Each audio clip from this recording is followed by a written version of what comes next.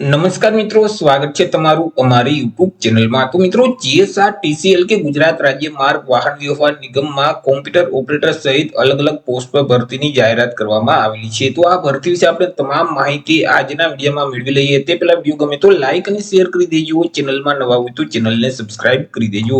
તો ચાલો મિત્રો, વિડીયોની શરૂઆત કરીએ। તો મિત્રો, જીએસઆરટીસી એટલે કે ગુજરાત રાજ્ય માર્ગ વાહન વ્યવહાર નિગમની જે અમદાવાદ ખાતે વિભાગીય કચેરી આવેલી છે રાણી પાસે, તો તેના દ્વારા એપ્રેન્ટિસ એક્ટ 1961 અંતર્ગત જે એપ્રેન્ટિસની જગ્યાઓ ખાલી છે, તો તે જગ્યાઓ ભરવા માટે લાયકાત ધરાવતા ઉમેદવાર પાસેથી અરજીઓ મંગાવવામાં આવી છે। તો સૌથી પહેલા આપણે વાત કરી લઈએ કે કયા કયા ટ્રેડ છે, કઈ કઈ પોસ્ટ પર આ ભરતી જાહેર કરવામાં આવેલી છે।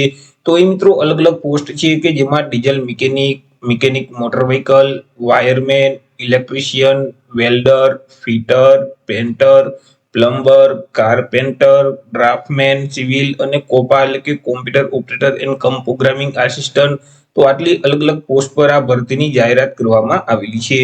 વાત કરી લઈએ એજ્યુકેશન ક્વોલિફિકેશન એટલે કે શૈક્ષણિક લાયકાત વિશે। અરજી ફોર્મ ભરવા માટે ઉમેદવારની શૈક્ષણિક લાયકાત કેટલી હોવી જોઈએ? તો એ મિત્રો કોપા એટલે કે જે computer operator and cum programming આસિસ્ટન્ટની પોસ્ટ છે, તો તેમાં અરજી ફોર્મ ભરવા માટે ઉમેદવારોએ કોઈ પણ સરકાર માન્ય બોર્ડમાંથી ધોરણ 12 ની પરીક્ષા પાસ કરેલું જોઈએ। સાથે સાથે આઈટીઆઈ નો માંથી કોપાનો ટ્રેડ છે તે પાસ કરેલું જોઈએ। તે સિવાય જે બાકી મિત્રો અલગ અલગ જે પોસ્ટ છે તેમાં અરજી ફોર્મ ભરવા માટે ઉમેદવારોએ કોઈ પણ સરકાર માન્ય બોર્ડમાંથી ધોરણ 10 ની પરીક્ષા પાસ કરેલું જોઈએ। સાથે સાથે આઈટીઆઈ માં જે ટ્રેડમાં તમારે અરજી ફોર્મ ભરવું છે તે ટ્રેડ આઈટીઆઈ માંથી પાસ કરેલું જોઈએ। વાત કરી લઈએ મિત્રો અરજી ફોર્મ વિશે, તો અહીં ઉમેદવારોએ સૌથી પહેલા તો ઓનલાઈન રજીસ્ટ્રેશન છે તે કરવાનું રહેશે। ઓનલાઈન રજીસ્ટ્રેશન જે એપ્રેન્ટિસશિપનું જે પોર્ટલ છે www.apprenticeshipindia.gov.in નામની જે વેબસાઇટ છે, તે વેબસાઇટ ઉપર જઈ તમારે ઓનલાઈન રજીસ્ટ્રેશન કરી દેવાનું રહેશે। ઓનલાઈન રજીસ્ટ્રેશન કર્યા પછી તેની પ્રિન્ટ કાઢી અને તમારે ઓફલાઈન અરજી કરવાની રહેશે।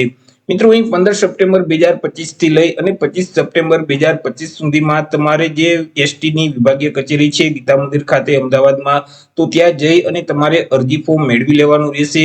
અરજી ફોર્મ મેળવી તેમાં તમામ વ્યવસ્થિત વિગત ભરી અને અરજી ફોર્મની સાથે તમામ આધાર પુરાવા જોડી, જેમ કે શૈક્ષણિક લાયકાતની માર્કશીટ છે, એલસી છે, ત્યાર પછી મિત્રો જો અનામત વર્ગમાં આવતા હોય તો જાતિનો દાખલો છે, ત્યાર પછી મિત્રો અહીં તમે જે ઓનલાઈન રજીસ્ટ્રેશન કરેલ છે તેની પ્રિન્ટની કોપી સાથે જોડવાની રહેશે। તમારા આધાર કાર્ડની નકલ પણ સાથે જોડવાની રહેશે। આ તમામ ડોક્યુમેન્ટ અરજી ફોર્મની સાથે જોડી અને 25 સપ્ટેમ્બર 2025 સુધીમાં વહીવટી શાખા છે એસટી વિભાગીય કચેરીની, તો ત્યાં તમારે અરજી ફોર્મ જમા કરાવી દેવાનું રહેશે। વાત કરીએ મિત્રો પગાર વિશે કે ઉમેદવારને કેટલો પગાર આપવામાં આવશે, તો જે એપ્રેન્ટિસ એક્ટ 1961 ના જે નિયમો છે તે અનુસાર સરકારશ્રીના નિયમ અનુસાર જે સિલેક્ટ થયેલ ઉમેદવાર છે તેઓને મિત્રો દર મહિને સ્ટાઇપન્ડ છે તે આપવામાં આવશે। તો આવી રીતે મિત્રો જે જીએસઆરટીસી ની અમદાવાદ ખાતે જે વિભાગીય કચેરી આવેલી છે રાણી ખાતે, તો તેના દ્વારા એપ્રેન્ટિસ એક્ટ 1961 અંતર્ગત એપ્રેન્ટિસની ભરતી જાહેર કરવામાં આવેલી છે અને તેમાં અરજી ફોર્મ ભરવાની જે છેલ્લી તારીખ છે તે 25 સપ્ટેમ્બર 2025 રહેશે। તો આશા રાખું છું વિડીયો પસંદ પડ્યો હશે। વિડીયો પસંદ પડ્યો તો લાઈક અને શેર કરી દેજો, ચેનલમાં નવા હોય તો ચેનલને સબસ્ક્રાઇબ કરી દેજો। ફરી મળીશું એક નવા ટોપિક સાથે એક નવા વિડીયોમાં। ત્યાં સુધી જય હિન્દ, વંદે માતરમ।